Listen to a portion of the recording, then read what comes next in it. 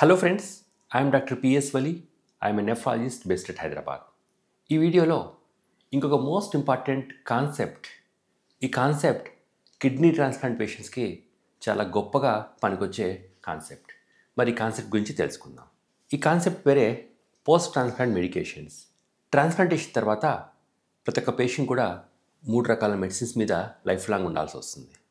ఆ మెడిసిన్సే steroids, tacrolimus and మైకోఫెండేట్. ఈ steroids, tacrolimus, మైకోఫెండేట్ గురించి చాలా సులభంగా అర్థమయ్యే విధంగా ఎక్స్ప్లెయిన్ చేసే ప్రయత్నం చేస్తాను. అసలు ట్రాన్స్ప్లాంట్ తర్వాత మెడిసిన్స్ ఎందుకు వాడాలి? ట్రాన్స్ప్లాంట్ అనేది వేరే వాళ్ళు ఇచ్చిన ఒక అవయవం. It's an external organ.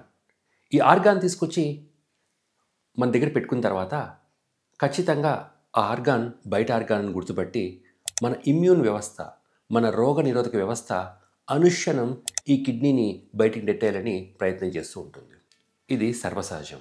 మన కంట్లో చిన్న నలుసు పడినా లేక మన కాలికి చిన్న ముళ్ళు గుచ్చుకున్నా ఆ నలుసు కానీ ముళ్ళు కానీ బయటికి వెళ్ళేంత వరకు కూడా మన శరీరం ఖచ్చితంగా ప్రయత్నం చేస్తూనే ఉంటుంది. మరి అలాంటిది ఇంత పెద్ద కిడ్నీని తీసుకొచ్చి మన శరీరంలో వేరే వాళ్ళు పెట్టుకున్న తర్వాత మన శరీరం సహజ న్యాయ సూత్రాల ప్రకారం ఆ కిడ్నీని బయటికి నెట్టేయాలని చెప్పి అది ఫారిన్ బాడీ అని గ్రహించి ప్రయత్నం చేస్తూనే ఉంటుంది. అలా అనుక్షణం మన కిడ్నీని రిజెక్ట్ చేసే ప్రయత్నం చేసే మన ఇమ్యూన్ సిస్టమ్ని కూల్ డౌన్ చేయడానికి, ఆప్టిమైజ్ చేయడానికి కొన్ని రకాల మెడిసిన్స్ అవసరం అవుతాయి. దీంట్లో రకరకాల మెడిసిన్స్ ఉంటాయి.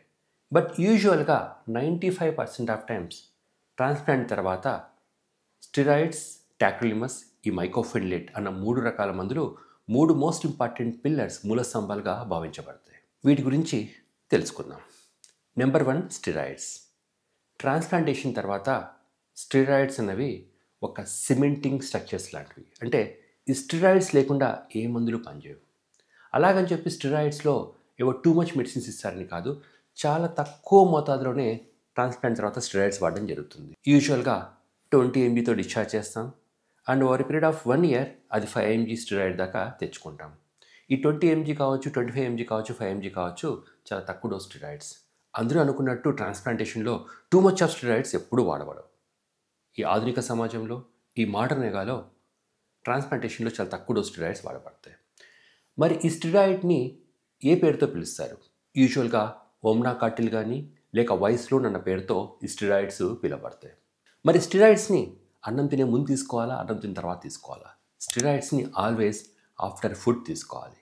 బిఫోర్ ఫుడ్ స్టెరాయిడ్స్ ఎప్పుడు తీసుకోకూడదు. ఎందుకోసమంటే ఈ స్టెరాయిడ్స్ వల్ల సహజంగానే కడుపులో యాసిడ్ ఎక్కువ పెరుగుతూ ఉంటుంది. దేర్ఫోర్ స్టెరాయిడ్స్ని ఆహారం తర్వాతే, ఆఫ్టర్ ఫుడ్, యూజువల్గా మార్నింగ్ బ్రేక్ఫాస్ట్ చేసిన తర్వాత 8 o'clock కానీ 9 o'clock కానీ తీసుకోమని చెప్తూ ఉంటారు. మరి స్టెరాయిడ్స్ ఏమైనా సైడ్ ఎఫెక్ట్స్ ఉంటాయా? ఆబ్వియస్గా ప్రతి ఒక్క మెడిసిన్తో కూడా సైడ్ ఎఫెక్ట్స్ ఉంటాయి. చిన్న పారాసిటమాల్తో కూడా సైడ్ ఎఫెక్ట్స్ ఉంటాయి. చిన్న పెయిన్ కిల్లర్తో కూడా సైడ్ ఎఫెక్ట్స్ ఉంటాయి. అలాగే స్టెరాయిడ్స్తో కూడా సైడ్ ఎఫెక్ట్స్ ఉంటాయి.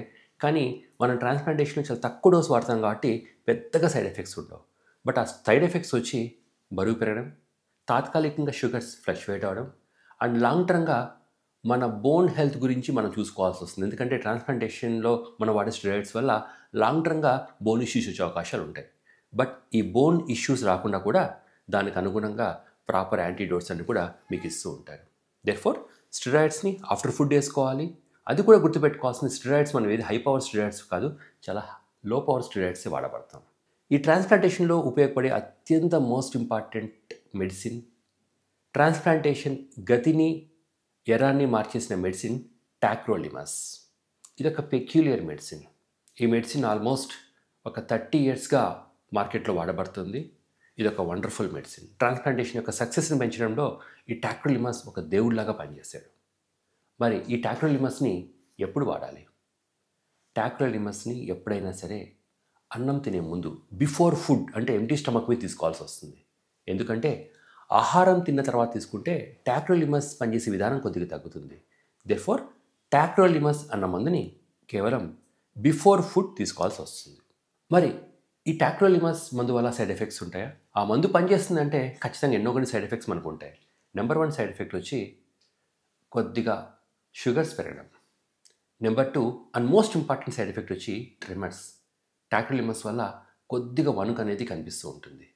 ఈ వణుకును బట్టే పాతకాలంలో టాక్రోలిమస్ యొక్క డోసెస్ సజెస్ట్ చేసేవాళ్ళు. ఈ మధ్య కాలంలో అయితే మాత్రం టాక్ లెవెల్ అన్న ఒక బ్లడ్ టెస్ట్ చేసి మందు మన శరీరంలో ఎంత ఎక్కిందో తెలుసుకొని దానికి అనుగుణంగా టాక్రోలిమస్ యొక్క లెవెల్ సజెస్ట్ చేస్తున్నాం.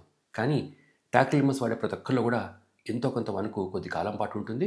తర్వాత బాడీ అలవాటు చేసుకున్న తర్వాత ఈ వణుకు అనేది తగ్గిపోతూ ఉంటుంది. దాంతోపాటు ఈ టాక్రోలిమస్ డోసెస్ వల్ల కూడా కొద్దిగా క్రియాటిన్ హెచ్చుతగ్గులు కూడా వచ్చే అవకాశం ఉంటుంది. థర్డ్ మోస్ట్ ఇంపార్టెంట్ మెడిసిన్ వచ్చి మైకోఫెనిలేట్. దీన్ని ఎంఎంఎఫ్ అని అంటారు. ఈ ఎంఎంఎఫ్ అన్నది కూడా ట్రాన్స్ప్లాంట్ పేషెంట్స్కి ఒక వరప్రసాదం లాంటిది. ఈ ఎంఎంఎఫ్ని మరి బిఫోర్ ఫుడ్ తీసుకోవాలా, ఆఫ్టర్ ఫుడ్ తీసుకోవాలా? ఎంఎంఎఫ్ని బిఫోర్ ఫుడ్ అన్నా తీసుకోవచ్చు, ఆఫ్టర్ ఫుడ్ అన్నా తీసుకోవచ్చు. బిఫోర్ ఫుడ్ తీసుకున్నా, ఆఫ్టర్ ఫుడ్ తీసుకున్నా మైకోఫెనిలేట్ వల్ల పెద్దగా బాడీ మీద మార్పులు ఏమి రావు. కానీ సాధారణంగా ఈ మైకోఫెనిలేట్ని ఆఫ్టర్ ఫుడ్డే ఇస్తూ ఉంటారు. ఎందుకోసమంటే ఆఫ్టర్ ఫుడ్ తీసుకోవడం వల్ల ఈ మైకోఫెనిలేట్ వల్ల వచ్చే డయేరియాని కొద్దిగా తగ్గించవచ్చు. మరి ఈ మైకోఫెనిలేట్ ఎంఎంఎఫ్ వల్ల సైడ్ ఎఫెక్ట్స్ ఏముంటాయి? సైడ్ ఎఫెక్ట్స్ చాలా చిన్న సైడ్ ఎఫెక్ట్సే ఉంటాయి. అందరిలో కూడా రావు. బట్ కొద్ది మందిలో దీనివల్ల డయేరియా రావచ్చు, విరేచనాలు కావచ్చు. సో ఎవరికైతే డయేరియా వస్తుందో అప్పుడు ఈ మైకోఫెనిలేట్ అన్న ఫార్ములేషన్ని మారుస్తూ ఉంటాం. దాని డోసెస్ని అడ్జస్ట్ చేస్తూ ఉంటాం. 2 సార్లు ఇవ్వాల్సింది 3 సార్లు, 3 సార్లు ఇవ్వాల్సింది 4 టైమ్స్ ఇస్తూ ఉంటాం. ఇంకొక మోస్ట్ ఇంపార్టెంట్ అంశం ఏంటంటే మైకోఫెనిలేట్ వాడే వాళ్ళందరూ కూడా ఖచ్చితంగా మీ డాక్టర్ గారు చెప్పినట్టు సిబిపి బ్లడ్ టెస్ట్ చేసుకోవాల్సి వస్తుంది. సిబిపి అంటే కంప్లీట్ బ్లడ్ పిక్చర్. ఎందుకోసమంటే ఈ మైకోఫెనిలేట్ వల్ల రక్త కణాలు, ముఖ్యంగా తెల్ల రక్త కణాల సంఖ్య ఫ్లక్చువేట్ అయ్యే అవకాశం ఉంటుంది. అందుకోసం మైకోఫెనిలేట్ వాడే వాళ్ళందరూ కూడా మర్చిపోకుండా మీ డాక్టర్ గారు చెప్పినట్టు సిబిపి టెస్ట్ని పీరియాడికల్గా చేసుకోవాల్సి వస్తుంది. Therefore friends, steroids, tacrolimus and mycophenolate ఈ 3 కూడా ట్రాన్స్ప్లాంట్ పేషెంట్స్కి 3 ఇంపార్టెంట్ పిల్లర్స్. సో వీటి గురించి అవగాహన కలగడం మీ అందరికీ కూడా చాలా ఇంపార్టెంట్. ఈ వీడియో చూసే వాళ్ళు ఎవరైనా ట్రాన్స్ప్లాంట్ క్వశ్చన్ ప్రిపేర్ అవుతున్నా లేక ట్రాన్స్ప్లాంట్ పేషెంట్స్ ఉన్నా మీ క్వశ్చన్స్ని, కామెంట్స్ని దయచేసి పోస్ట్ చేయండి. Happy learning.